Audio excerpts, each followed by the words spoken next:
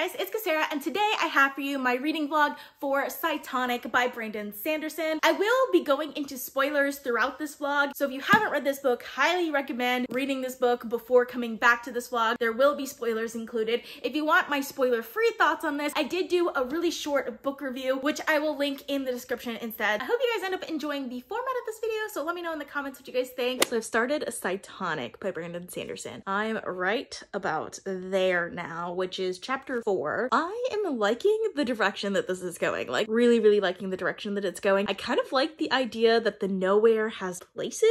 That seems really odd but interesting at the same time, and I'm interested in this being kind of like a prison world. I don't know. I still have a lot of ways to go, so we'll see how this continues to go, but Spence is great and I'm really enjoying being back into this book. Also, I finished the first 2 novellas in this series. I enjoyed them a lot more than I was expecting. I did like getting other characters' perspectives, so I think that might be why. It just gave me a wider view of the world, and I really enjoyed that aspect of it. So it's Wednesday, February 1st, and I could not find the audiobook for Cytonic literally anywhere except for Audible. So I finally bought the bullet and bought the audiobook, mostly because I have the audiobook for Evershore on loan from my library, and it expires in like 7 days. So I want to finish this like in the next couple of days so then I could listen to that audiobook. But I am enjoying this so far. I have made a little bit of progress. I'm not super far into it. We're right at chapter 11. It's where she meets Chet, which it seems a bit suspicious to me that they would meet Mbot's driver. Like, I don't know. I feel like there's something that we don't know about going on with Chet that maybe we'll find out later. Also, the whole memory thing is really interesting. How they like lose their memories, but because she has ashes from the pin or whatever, she has retained her memories. It's interesting. I'm excited to see where this is going though, because so far it's been really good, and I absolutely love Spence as a character. I just love reading from her perspective. All right, so I'm about to go to sleep. It's still February 1st. It'll be February 2nd in about like 10 minutes here. But because I was talking about it earlier, I just really felt like picking up the book. So I finally picked up the physical book back again. I'm really enjoying this. Like, it's making me surprisingly nostalgic, because like it's not nostalgic for the Skyward series. It's like a mix between like Mockingjay and Star Wars, because I feel like the Cytonic powers reminds me of like the Jedi using the Force, you know what I mean? And then like the Nowhere kind of feels like Katniss like infiltrating the Capitol, sort of. It has those vibes to me. So I don't know. I'm enjoying this a lot more than I expected. I also really like this a lot more than Starsight, because one of my issues with Starsight was that we didn't really get to see anything from the previous characters that we like kind of met in Skyward. And in this one, we do get to see that. I also think like it helps that we had Read On and Sunreach before this one, like the novellas that were following those other characters, because it really ties the story together. Like, I really do think that those are kind of required reading. So yeah, I'm really enjoying this, and I need to go to sleep because I need to work tomorrow. But I finally got it to part 3. That's where I'm at now. One thing that I think is cool that I completely forgot about is there are illustrations. I completely forgot that there were illustrations in this book, so kind of cool. So I'm like really glad that I didn't stick to just the audiobook and that I'm reading both the physical and the audiobook. Anyways, good night. I gotta go to sleep now. Alexa, turn off bedroom light.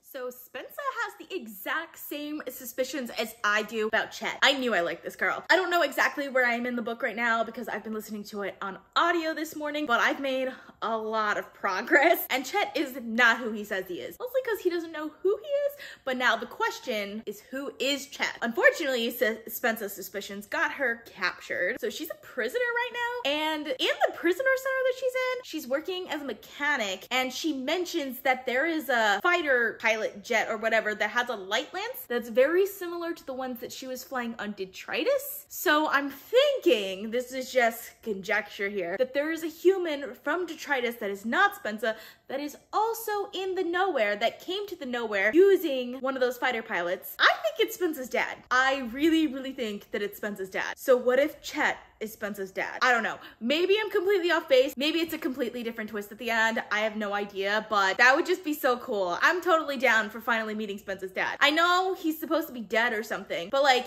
if he was a Cytonic, then he could potentially go to the Nowhere, right? And he died in his fighter pilot. What if he just went to the Nowhere instead? I think this is going in a really interesting direction, and I'm really excited by this. Like, I'm probably gonna finish this very soon. All right, so Chet is not her dad. Actually, I'm fairly certain he's not her dad. Also, I don't really want him to be her dad. just because like that would be kind of a weird relationship. But I think I do know who is her dad, and that has to be the champion. It's so obvious to me that it's the champion. Like 99% sure that he's actually her dad, just because, I mean, they don't keep their memories when they're in the nowhere, right? But they can keep some of their skills, and he uses the same maneuvers with the light lance and things like that that they do in detritus. So who else would know that? He has to be her dad. So I'm pretty sure that's who he is, which will be really interesting. I'm excited to see when they reveal that. I think that'll be really interesting. Also, Doomslog is back, which I love Doomslog. So cute. So especially in the audiobook voice from Doomslog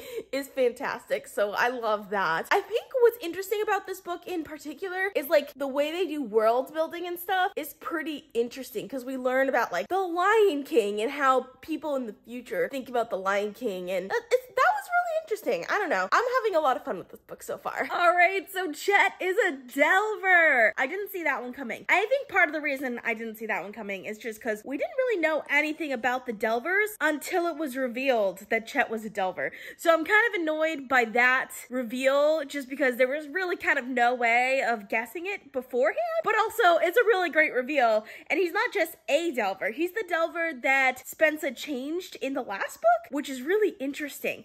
And it kind of makes sense now why he like is so apprehensive of Mbot and like other AIs in general. So yeah, very interesting. I'm excited to see where this goes. I'm almost done. There's like an hour left in the audiobook. I don't know exactly where I am in the physical book. I'll probably finish the book in physical form, and I'm probably gonna finish it today. So I'm pretty excited about that. So it is Sunday, February 6th, and I finished Cytonic by Brandon Sanderson. Obviously, this is what this whole video is about. I have to say, I don't love the ending. I mean, it's a great ending. The way Brandon Sanderson ends his books, like the reveals that he does, I absolutely love, but I don't necessarily love the way they're done. They're close enough that I want to love the way they're done. The actual reveal that Chet is a Delver, I think is just absolutely fantastic. And the idea of the Delvers as like this elevated version of AI, I think is just really, really cool, because they look on like the regular AI kind of the way humans would look at apes, or in my mind, it's more of the way I would think like the elves from Lord of the Rings would look on like the house elves from Harry Potter. Like in my head, that's the connection I make. So I love that dynamic, and I would love to know more about that. I just want to know like about Delver culture, and I'm hoping that the next book goes into that, because I think it's really, really cool. But I feel like there was almost no way to guess that going into it with the clues that he gave. I feel like we needed to know that that's what the Delvers were before revealing that Chet was a Delver. I think it's a great reveal. Like, it was hinted at from the very beginning that Chet is not really who he says he is, and there were like little hints and clues that there was a Delver that Spence'a had changed in the last book. You can't really put two and two together because you don't know what Delvers are,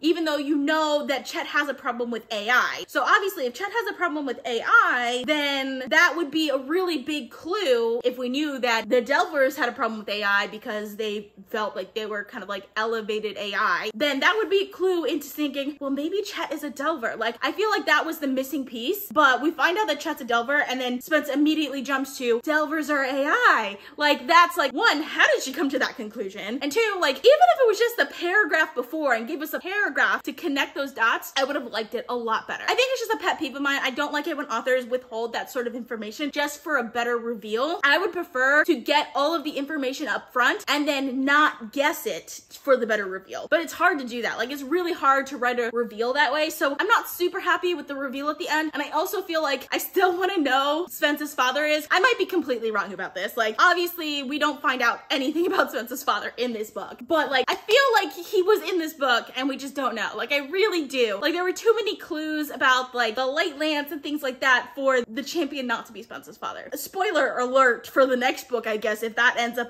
being what happens. But yeah, that's where I think this is going. But I still really enjoyed this. Like, I really, really enjoyed this. But I'm really happy I read this book. It was a lot of fun, and I definitely plan on picking up Evershore very, very soon. I will say I felt like a little bored in the middle of the book. Like, I felt like the book was going into like a certain direction, and it kind of got sidetracked somewhere along the way, but I still ended up really liking the ending. So I'm giving this book 4 stars. So that's all I have for you guys. I hope you guys enjoyed watching. If you made it to the end of this video, you should go ahead and hit that like button. I post videos on Tuesdays and Saturdays, so consider subscribing. And if you'd like to be notified as soon as I upload, you can click that little bell icon. All social media links are in the description down below. Thank you guys so much for watching, and I'll see you guys next time. Bye.